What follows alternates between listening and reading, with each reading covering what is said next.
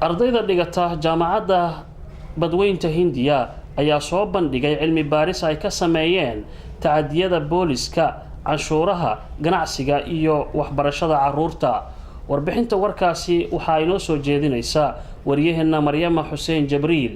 munaasabadan oo ka dhacday xarunta jaamacadda badweynta Hindiya waxa ka soo qayb galay maamulka jaamacadda, ardayda jaamacadda, waalidiin, marti sharaf kala duwan. madashaasi ayaa waxay qoraayaasha oo ka mid ah jaamacadda badweynta Hindiya waxay ku soo bandhigeen buugaag ay ka qoreen xanaanada carruurta, canshuurta, ganacsiga, tacadiyada booliska. ardayda ayaa waxay buugaagtooda ku xuseen inay baaritaano kala duwan ku sameeyeen mowduucyadii ay doorteen.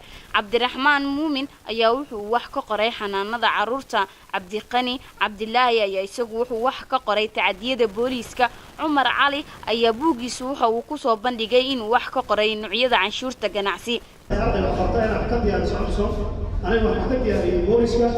haddii aad buugiga soo jaaraysan waarka doonta talaawooyinka iyo waxaan sameeyay waan ku baatay carruurtaas waxaa lagu barayaa isdhexgalka bulshada iyo qaabkii u shaqayn lahayn ayuu gruubka iyo fayadowrkooda in lagu ilaaliyo. carruurtaas in la baro waxa uu xaq u leeyahay.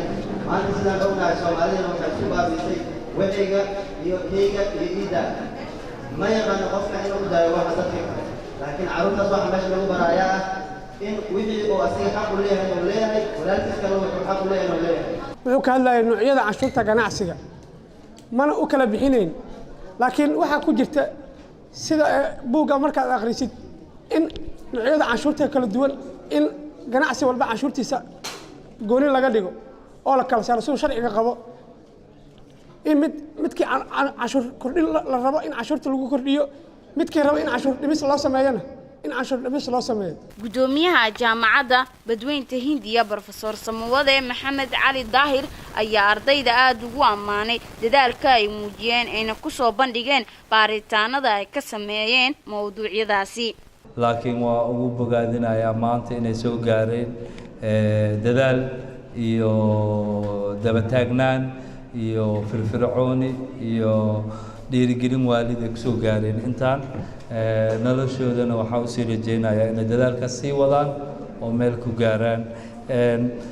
jaamacad ahaanna hala xilinaynay anaga waxaan rabnaa ardayga jaamacadda badweynta Hindiya magaceeda sheeganayo in aqoonta ay ka muuqato.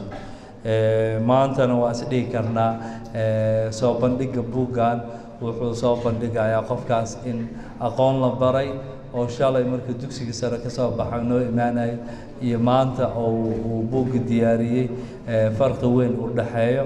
taasaan helanaynaa in aan sameeyno. jaamacadda badweynta Hindiya ayaa iyadu la aasaasay 1993 waxayna tahay jaamacaddii ugu horeysay ee dalka ka hana qaada burburkii dalka ka dhacay kadib, waxaana ka qalin jibiyay amaba ka aflaxday 100 dufcadood. Maryam Xuseen Jibriil, Som News TV, magaalada Muqdisho.